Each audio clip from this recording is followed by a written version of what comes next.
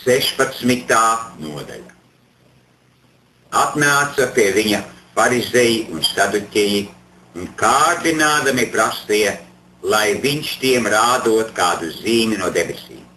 Bet viņš atbildēja un tiem sacīja: kad vakars metas, jūs sakat, būs labs laiks, jo debesis ir sarkana.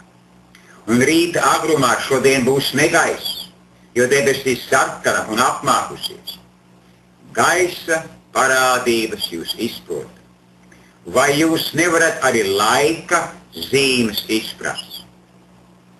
Ļauna un laulības pārkāpēju cilts meklē zīmes, bet viņai nekāda cita netiks dota, kā vien pravieša Jona zīme.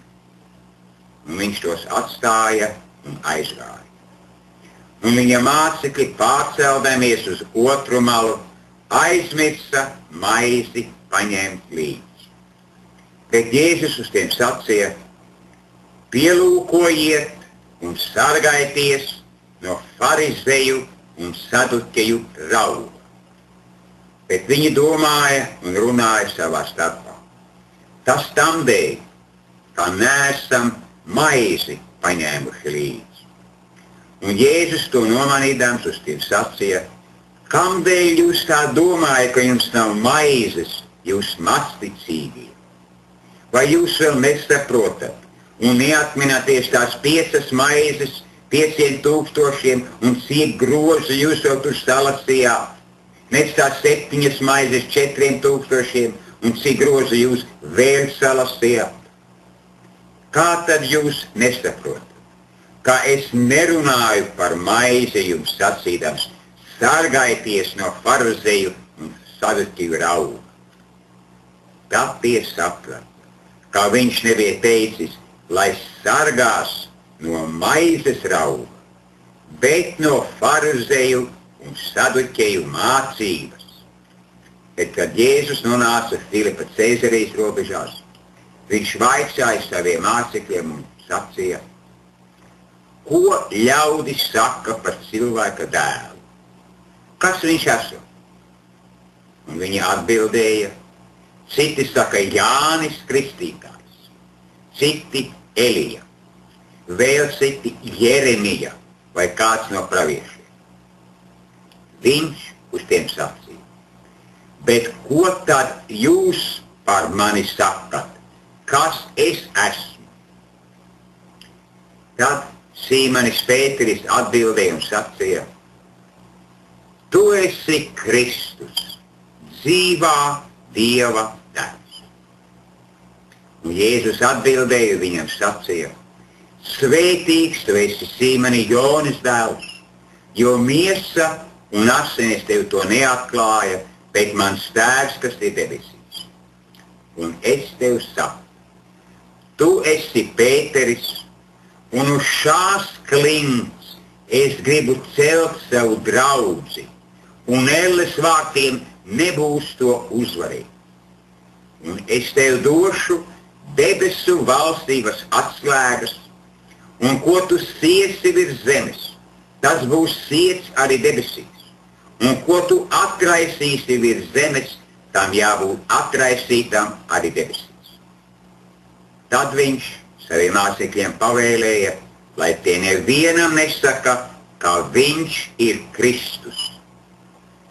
Un no tā laika Jēzus iesāka saviem mācekļiem rādīt, ka viņam vajagot noiet uz Jeruzālemi un daudz ciest no vecajiem un augstiem priesteriem un raksturmācītājiem un tikt nokautam un 3. dienā augšām celties.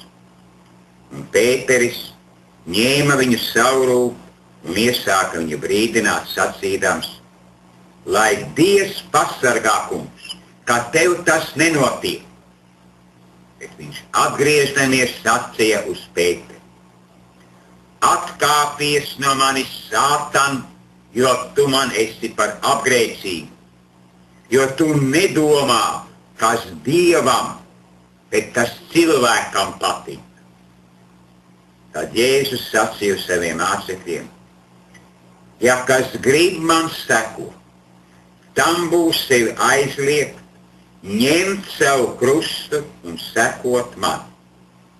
Jo kas grib izglābt savu dzīvību, tas to zaudēs, un kas savu dzīvību zaudē manis dēļ, tas to mantos. Jo ko tas cilvēkam palīdz, ka tas iemanto visu pasauli, bet tam zūd dvēseli.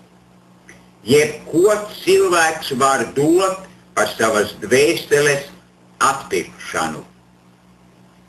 Jo cilvēka dēls nāk sava tēva godībā ar saviem eņģeļiem, un tad viņš ikatram atmaksās pēc viņa darbiem. Patiesi es jums saku, daži no tiem, kas šeitan stāv, nāvi nebaudīs, iekams tie neredzēs cilvēka dēlu nākam savā valstībā.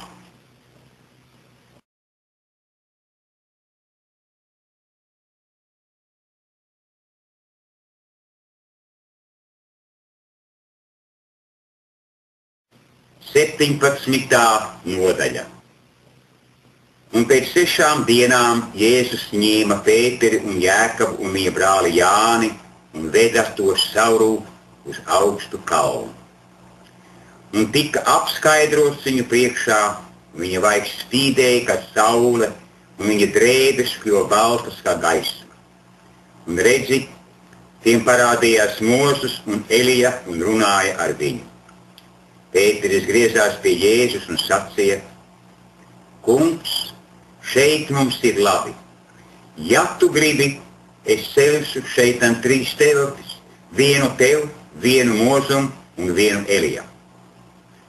Tam vēl runājot, redzi, spoža padebes tos apēnoja, un redzi, balss no padebešņiem sacīja: Šis ir mans mīļais dēls, pie kura man labs prāts, to jums būs klausīt.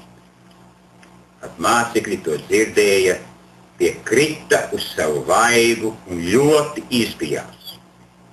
Bet Jēzus pienāca pie tiem, aizskāra tos un sacīja: Celieties un nebīstieties. Bet, kad tie savas acis pacēla, tie neredzēja neviena, kā tikai Jēzu vienu. Un no kalna nokāpjot, Jēzus tiem pavēlēja un sacīja: Par šo parādību nestāstiet nevienam, tiekams cilvēka dēls nebūs no miroņiem uzcēlies.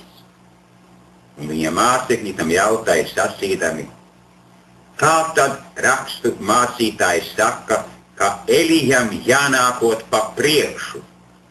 Bet viņš atbildēja un sacīja: Elija gan nāk un visus atkal sasaistīs.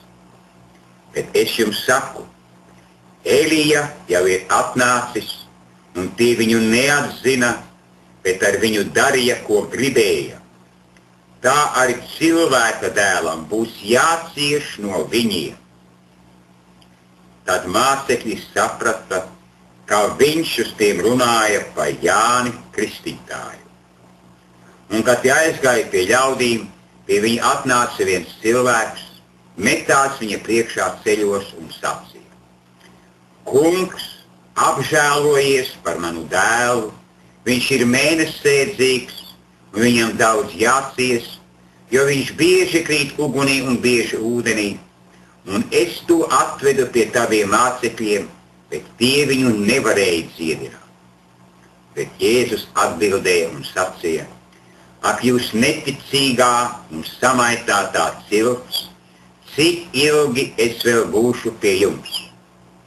Cik ilgi es vēl jūs panesīšu? Vediet man to šurp.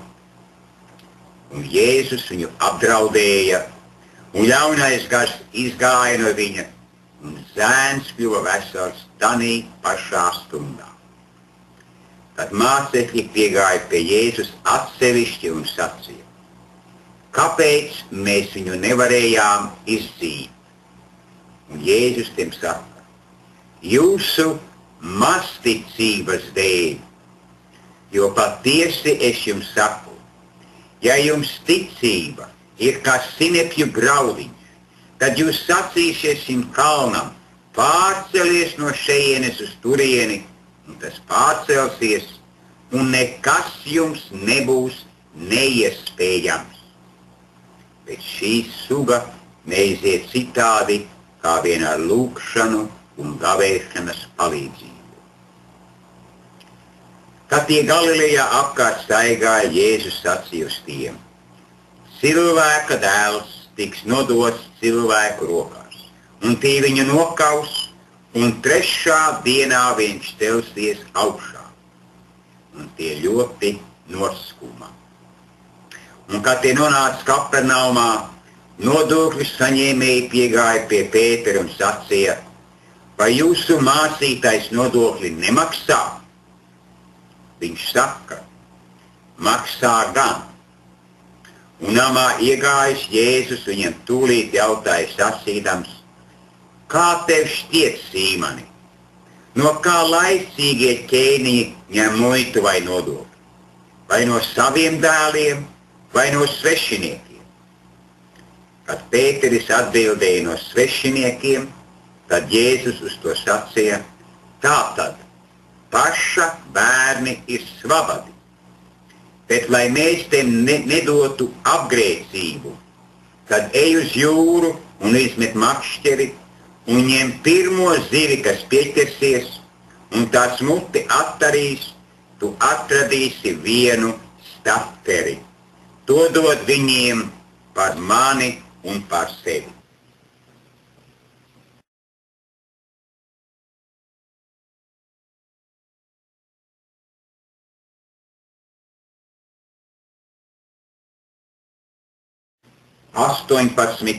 Nodaļa. Tanī pašā stundā mācekļi gāja pie Jēzus un sacīja: kas gan ir lielākais debesu valstībā? Un Jēzus pasauca bērnu, nostādīja to viņu vidū un sacīja: patiesi es jums saku, ja jūs neatgriežaties un netopat kā bērni, tad jūs nenāksiet debesu valstībā. Tāpēc, kas pats pazemojas kā šis bērns, tas ir lielākais debesu valstībā. Un kas uzņem tādu bērnu manā vārdā, tas uzņem mani. Bet kas apgrēcina vienu no šiem mazākiem, kas tic uz mani, tam būtu labāk, ja tam piesietu dzirnavu akmeni pie kakla un to noslīcinātu jūras dziļumā. Vai pasaulē apgrēcības dēļ? Apgrēcībai gan jānāk, bet vai tam cilvēkam, caur ko nāk apgrēcība?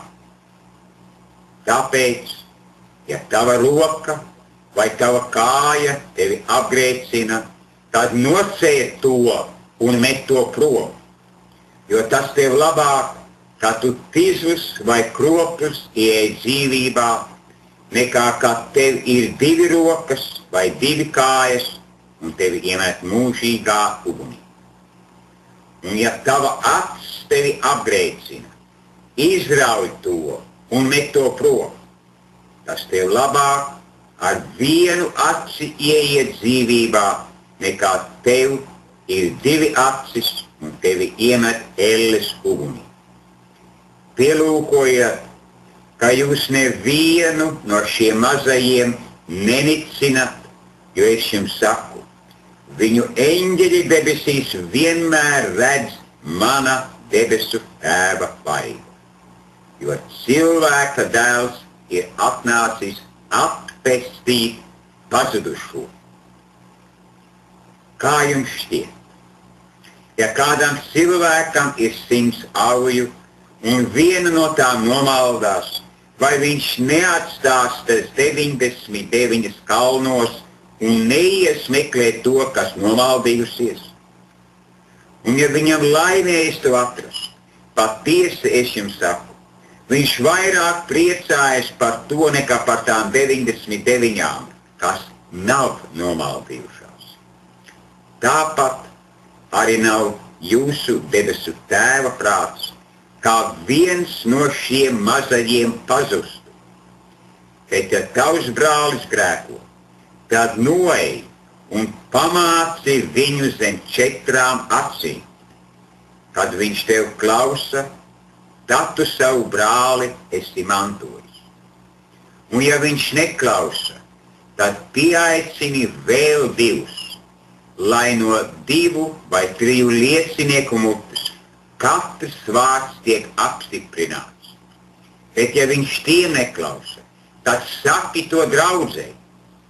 Bet ja viņš neklausa ar draudzi, tad turi viņu par pagānu un muitinieku. Patiesi es jums saku, ko vien jūs virs zemes siesiet, tas būs siets arī debesīs. Un ko vien jūs virs zemes atraisīsiet, tas būs atraisīts arī debesīs. Atkal es jums saku, ja 2 no jums virs zemes ir vienā prātā kaut kādas lietas dēļ, ko tie grib lūgt, tad mans debesu tēvs to tiem dos. Jo kur 2 vai 3 ir sapulcējušies manā vārdā, tur es esmu viņu vidū. Tad Pēteris piegājis pie viņa sacīja: Kungs, citkārt man būs piedot savam brālim, kas pret mani grēko? Vai ir diezgan 7 reizes? Jēzus saka uz to: Es tev nesaku 7 reizes, bet 70 reizes 7. Tāpēc debesu valstība ir līdzīga ķēniņam, kas ar saviem kalpiem gribēja norēķināties. Un kad viņš iesāka norēķinu, viņam pieveda strādnieku, kas tam bija parādā 10 000 talantu. Bet, kad tas nespēja samaksāt, tad kungs pavēlēja to pārdot ar sievu un bērniem un visu, kas tam bija, un samaksāt. Kad kalps krita pie zemes un viņu gauži lūdza sacīdams: Cieties ar mani, es tev visu nomaksāšu. Tad kungam palika kalpu žēl, un viņš to palaida un parādu tam arī atlaida. Bet šis pats kalps, izgājis ārā, sastapa vienu no saviem darba biedriem, kas tam bija 100 denāriju parādā. Viņš to satvēra žņauza un sacīja: Maksā, ko esi parādā. Tad viņa darba biedrs krita tam pie kājām lūdzas un sacīja: Cieties ar mani, es tev atmaksāšu. Bet viņš negribēja, un nogājis, to iemeta cietumā, tiekams tas savu parādu samaksā. Kad viņa darba biedri to redzēja, tad tie ļoti noskuma un aizgāja un izstāstīja savam kungam visu, kas bija noticis. Tad viņa kungs to pasauc un tam sacīja: Tu nekrietnais kalps, visu šo parādu es tev atlaidu, kā tu mani lūdzi. Vai tad tev arī nebija apžēloties par savu darba biedru, kā es par tevi esmu apžēlojies? Un viņa kungs apskaitās un nodeva to mocītājiem, kamēr tas samaksā visu, ko viņš tam bija parādā. Tā arī mans debesu tēvs jums darīs, ja jūs ik viens savam brālim no sirds nepiedosiet.